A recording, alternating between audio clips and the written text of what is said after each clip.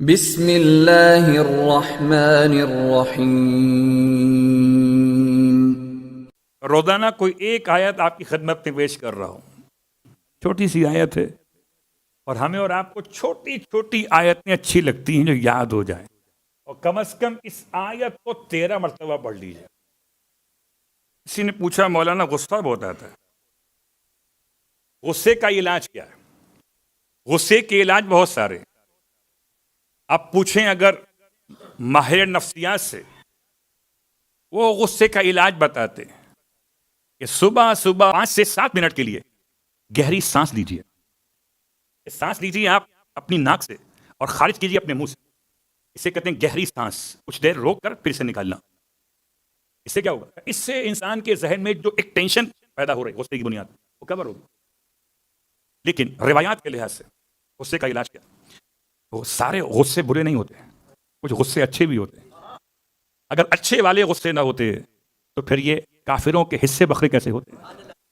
اچھے غصے ہیں تو جہاد ہوا ہے، اچھے غصے نہ ہوں تو نہ جہاد ممکن ہے، نہ حسین کا ماتم ممکن ہے۔ ورنہ بھلا کون اپنے آپ کو پیٹے گا؟ کون کہے گا مولا حسین کی یاد میں کہ یا حسین؟ تو یہ اچھا غصہ اپنے مقام پر رکھی، اور یہ وضاحت بہت سارے علماء نے کی ہے۔ لیکن غصے کا علاج قرآن میں کہاں پر ہے؟ غصے کا علاج سورہ مبارکہ انعام کے اندر آیت کا نشان ہے بہت آسان، یعنی کہ تیرا۔ اگر تو ہو جائے گا، خدا کہتا ہے میرا، تو آیت ہوگی تیری۔ وَلَهُ مَا سَكَنَ فِي اللَّيْلِ وَالنَّهَارِ وَهُوَ السَّمِيعُ الْعَلِيمُ۔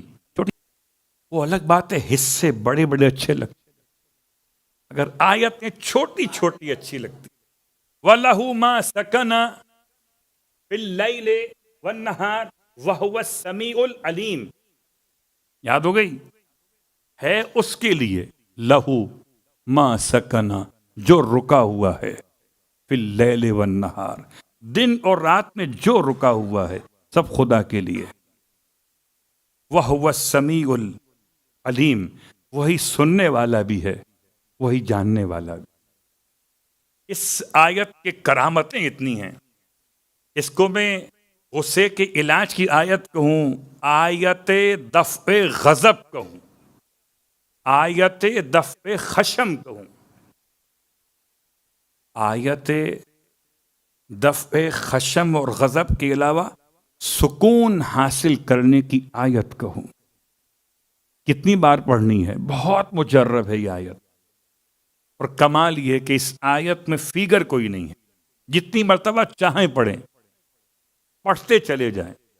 سورہ انعام آیت نمبر 13، آیت نمبر 13۔ میں سمجھتا ہوں کہ 14 مرتبہ درود پڑھیں اول میں اور 14 مرتبہ پڑھیں آخر میں۔ جب درود اس سے کور کرے گا 14 کا مل کر، تو یہ 13 کام کی ہو جائے گی۔ اور کم از کم اس آیت کو 13 مرتبہ پڑھ لیجیے،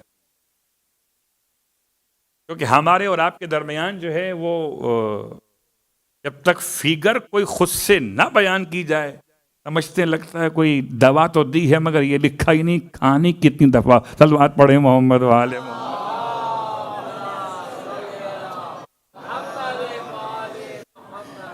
تو اس میں علماء نے بیان نہیں کیے، میں اپنی طور سے کہہ رہا کہ 14 مرتبہ درود اول اور 14 مرتبہ آخر کا درود۔ یہ تو آپ سمجھتے ہیں جتنا پڑھیں گے اتنا آپ کو فائدہ ہے، اور آیت جتنی بار تکرار کریں، کیونکہ نمبر 13 ہے، تو اس سے استفادہ میں نے کیا کہ میں اس کو 13 مرتبہ پڑھ لیتا ہوں۔ وَلَهُ مَا سَكَنَ فِي اللَّيْلِ وَالنَّهَارِ وَهُوَ السَّمِيعُ الْعَلِيمُ۔ ٹھیک، بات واضح ہو گئی؟ اب آئیے